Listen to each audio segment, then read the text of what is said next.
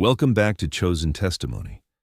And wild how the same people who spent years trying to break you can't stop staring now, like you're some kind of glitch in the story they thought they were writing. You remember it, don't you? The whispers behind cupped hands, the tired jokes about how you'd never leave your hometown, never finish what you started, never become anything worth watching. They said it so casually, like it was a fact of nature. The sun rises in the east and you would always be exactly where they left you. Somewhere outside Tulsa, Oklahoma, there's a woman named Clara Denning who knows exactly what that feels like. 2 years ago, she was working the early shift at a roadside diner off Route 66, pouring coffee for men who called her sweetheart without ever learning her name. Her own family had a phrase for her, still finding herself, said with a little laugh, like she was a joke that had gone on too long. She was 34. She had a duffel bag of dreams and nowhere to put them down. Then, one November night, after a double shift, sitting alone in her car in an empty parking lot with the heater barely working, something in her went quiet. Not sad quiet. Final quiet. She has told people since that it didn't feel like a decision so much as a door closing behind her, one she didn't remember choosing to walk through, and yet there she was, on the other side of it. She didn't announce anything. She didn't post it, didn't explain it, didn't ask anyone's blessing. She simply stopped showing up the way she used to, stopped absorbing their opinions like water into dry ground, stopped waiting for someone else to hand her permission to become who she already suspected she was. And chosen one. This is the part they never tell you about transformation. It doesn't happen in the light. It happens in rooms nobody else is standing in. It happens at 2 a.m. when you're too tired to perform for anyone, too broke to pretend, too far gone to keep lying to yourself about what you actually want. Clara spent the next year like that, working, saving, learning things she'd never had the stillness to learn before, how contracts worked, how to price her own labor, how to build something instead of just surviving inside someone else's structure. Nobody clapped, nobody watched. That's the part they missed. They only saw what came after. The small bakery she opened in a converted garage on the edge of town, the way it grew, slowly, then suddenly, until people were driving in from 3 counties over just for her sourdough and her cinnamon rolls, the magazine write-up, the waiting list, the quiet, steady confidence in the way she now moved through a room she once would have shrunk inside of. And that's when the questions started. Who's backing her? Somebody must be behind this. She didn't have this kind of money before. Somebody's clearly pulling strings. Her own cousin, who hadn't called her in 3 years, suddenly wanted to know who her business partner was. An old classmate slid into her messages fishing for details, phrasing it like concern, but really it was disbelief wearing a friendly mask. They couldn't accept the plain truth sitting right in front of them, that she built it, alone, in silence, out of the wreckage of everyone's low expectations. You know this feeling, don't you, chosen one? The particular sting of being underestimated by people who claim to love you. The way it burrows in and sits there for years, quiet, patient, waiting for you to prove them right about your smallness. And then one day, you don't. Here is what nobody tells you about rising the way Clara rose, the way you're rising right now. It terrifies the people who bet against you. Not because they hate your success, because your success is evidence. Evidence that they were wrong, evidence that the years they spent laughing at your struggle were years you spent quietly becoming someone they no longer recognize. And people do not know what to do with evidence that indicts them. So instead of facing it, they invent a story that lets them stay comfortable.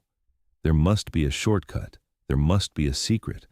There must be someone else responsible for this, because the alternative, that you did this yourself with nothing but grit and God in your own 2 hands, is too heavy a truth for them to hold.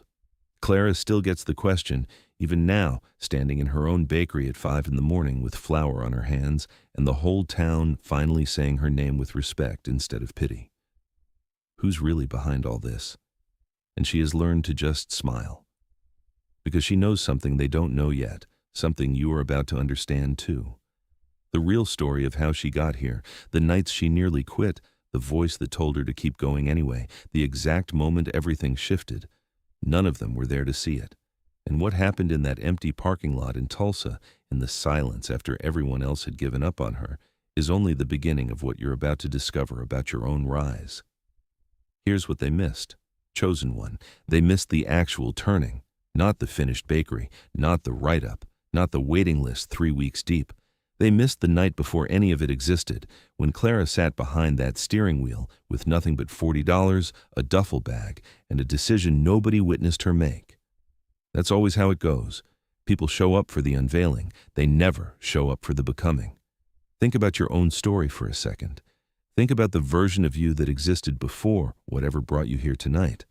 The version who absorbed every dismissive comment like it was gospel truth, who shrank a little every time someone rolled their eyes at your plans. That version of you didn't die in some dramatic moment everyone got to watch. It died quietly, alone, in a place no camera was pointed at. And something else was born in that same silence. Something steadier. Something that had already decided it was done asking for approval it was never going to receive anyway. Clara calls it the year nobody saw. 12 months of waking at 4 a.m. to test recipes before her diner shift, of teaching herself bookkeeping from library books, of eating peanut butter on crackers so she could save every spare dollar toward a second-hand oven. There was no mentor sliding into her inbox with a 5-step plan. There was no wealthy relative quietly wiring funds. There was a woman, alone, rebuilding herself one unglamorous decision at a time with absolutely no guarantee it would work. And chosen one, that's exactly the part her doubters can't stomach. Because if they admit she did this with nothing but her own will, they have to admit something devastating about themselves, that they had the same 24 hours, the same open road, the same capacity, and they chose comfort instead. It's far easier to imagine a secret backer than to sit with that mirror. So they went looking. Her cousin actually drove out to the bakery one Saturday morning, ostensibly to catch up, but really to scan the place for clues. A business card on the counter, a name on an invoice, anything that would explain the unexplainable. He left with nothing but a box of cinnamon rolls and a question he still hasn't figured out how to voice out loud. How does someone we underestimated for a decade end up this far ahead of us? You've felt eyes like that on you too, haven't you? The scrutiny that comes wrapped in curiosity but is really just discomfort. People studying your calm, hunting for the crack in it, refusing to believe that the crack simply isn't there anymore, because you already lived through the version of yourself that would have cracked, and she isn't in charge anymore. There's a particular kind of quiet that settles over a person once they've stopped needing anyone's approval. It isn't arrogance, it isn't coldness. It's the settled peace of someone who already survived the worst version of being unwanted and came out the other side still standing. That peace is unreadable to people who've never had to build it for themselves. It looks, to them, like a mystery. To you, it just feels like finally exhaling. Clara says the strangest part wasn't the success itself. It was watching people's faces change when they realized she wasn't going to explain herself. They wanted a story that made sense to them, a loan, a partner, a lucky break. She gave them nothing, not out of spite, but because there was genuinely nothing to give. The real answer, that she rebuilt her entire life out of stubbornness, prayer, and 4 a.m. mornings, sounded too plain to satisfy them. So the rumors kept circulating even after the truth was sitting right there behind the counter, dusted in flour, ringing up their order with a steady hand. And maybe that's exactly where you are right now, chosen one, standing in the middle of your own becoming while people search the edges of your life for an explanation that doesn't exist. Let them search. While they're busy hunting for a ghost, you're the one actually doing the work, quietly, without permission, without an audience. Because here's what's coming next in this story, and in yours. The moment doesn't stay hidden forever. Clara's turning point had a specific hour, a specific voice, a specific truth that finally broke through after months of silence, and what she heard that night changed the way she understood everything that had happened to her. There's a specific night Clara doesn't talk about with just anyone.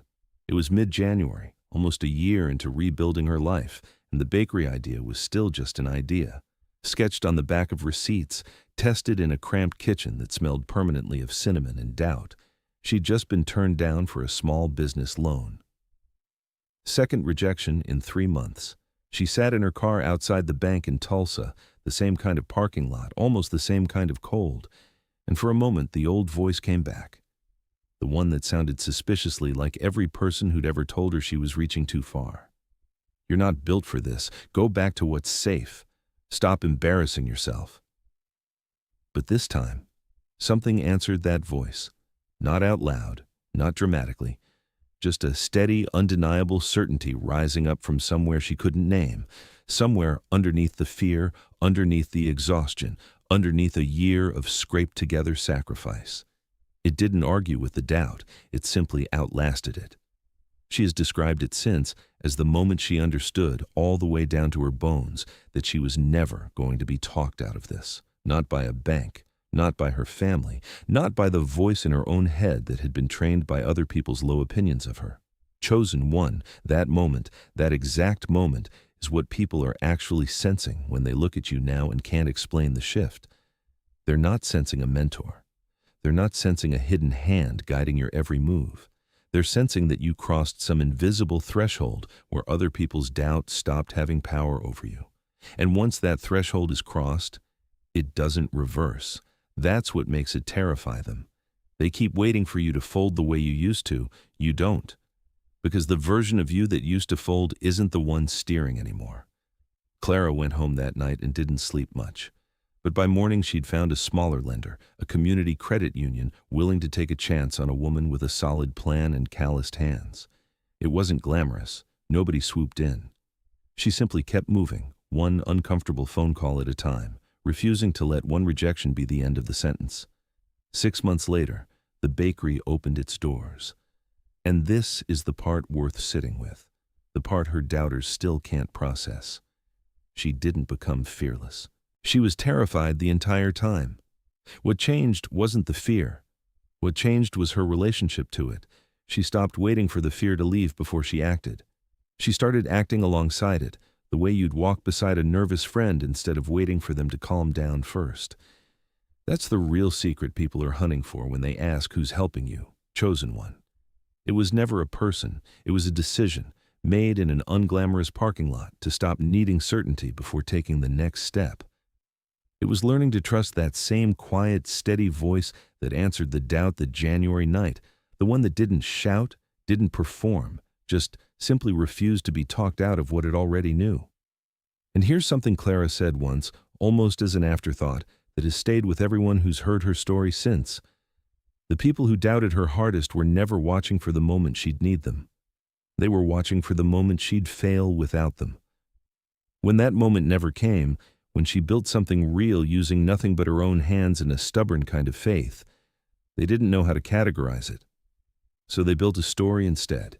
Easier to imagine a hidden mentor than to imagine a woman who simply refused to quit. You are standing at the edge of that same understanding right now. Somewhere in your life there was a parking lot, a rejection, a quiet hour where the old voice tried one last time to talk you out of becoming who you actually are. And somewhere in that same hour, a steadier voice answered back. That answer is still working in you. And what happens next, what Clara's story and yours ultimately becomes, is where all of this finally comes together. 2 years after that January night, Clara Denning stood behind the counter of her own bakery on a Saturday morning, watching the line stretch out the door and curl around the corner of the block. Steam rose off the coffee. The smell of cinnamon and fresh bread filled the whole street, and near the back of the line stood her cousin, the same one who'd shown up months earlier fishing for the name of her business partner. This time, he wasn't looking for clues. He was just waiting his turn like everyone else. That's usually how it ends, chosen one. Not with a dramatic confrontation, not with anyone formally admitting they were wrong. Just a quiet shift over time, where the people who doubted you start showing up differently. A little humbler, a little quieter, standing in the line they once assumed you'd never build. Clara still doesn't explain herself much. She doesn't need to anymore. When people ask about her story now, she tells them the truth plainly. There was no secret backer, no mentor with a 5-step plan, no shortcut she's keeping hidden. There was a woman who lost almost everything, sat in a cold car with $40, and decided, quietly, without an audience, that she was done waiting for permission to become who she already was underneath all that doubt. And that's the part worth carrying with you long after this story ends. The mystery everyone kept chasing was never really a mystery at all. It was simply a woman who stopped abandoning herself. The strength people assumed she borrowed from somewhere else was strength she built, brick by unglamorous brick, in rooms nobody else walked into. The calm they couldn't explain wasn't given to her. It was earned in the specific, unremarkable moments where she chose to keep going anyway. You have your own version of that parking lot. Maybe it already happened. Maybe it's happening right now, in this very moment, as something in you settles into a decision you've been circling for a long time. Whatever doubt convinced you that you needed someone else's blueprint, someone else's approval, someone else's permission, that doubt was always lying. Not because the world is easy and not because you won't need real help along the way. You will. Clara did too. The credit union that finally said yes, the neighbor who watched her kids during long baking nights, the customers who kept coming back and telling their friends.